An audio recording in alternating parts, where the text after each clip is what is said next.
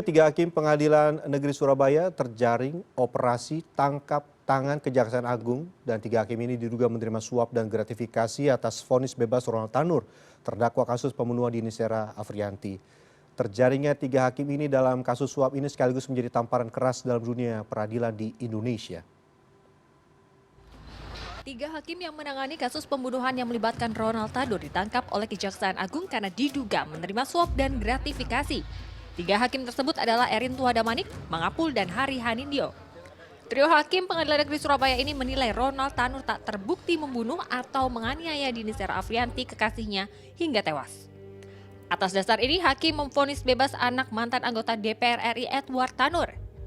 Kejanggalan vonis ini pun mendapat sorotan sejumlah pihak.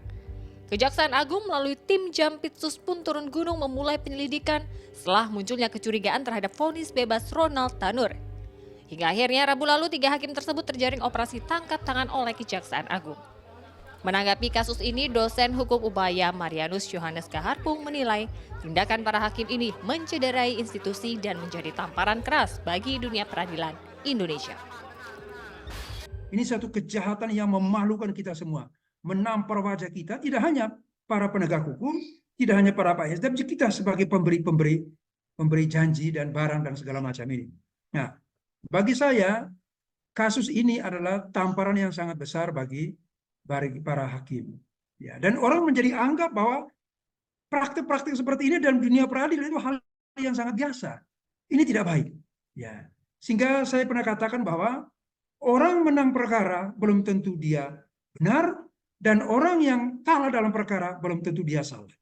Berarti ada faktor X. Faktor X apa? Salah satunya adalah kejahatan dalam kaitan dengan suap itu sendiri. Sementara itu, kuasa hukum keluarga Dini Sera Afriyanti bersyukur atas penangkapan tiga hakim yang memvonis bebas Ronald Tanur pada kasus pembunuhan Dini Sera Afriyanti. Pasalnya sejak kasus ini bergulir, pihak keluarga merasa banyak kejanggalan yang terjadi selama persidangan. Hingga puncaknya pada putusan bebas Ronald Tanur.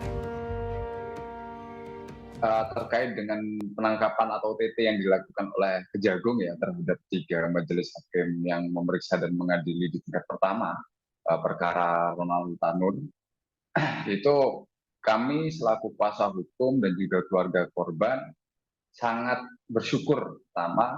Yang kedua juga kami berterima kasih kepada Kejagung yang telah gercep, kalau bahasa anak zaman sekarang gercep, untuk melakukan tindakan-tindakan yang mana di sini Kejagung melalui tim penyidiknya yaitu melakukan penggeledahan ke beberapa tempat yang mana sekarang hasilnya adalah tiga dari majelis hakim yang memeriksa dan mengadili perkara Ronald Tanur di tingkat pertama itu ditangkap ya.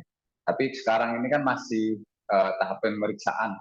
Jadi kita juga harus tetap mengawasi dan juga mengikuti, mengawal terhadap kasus ini.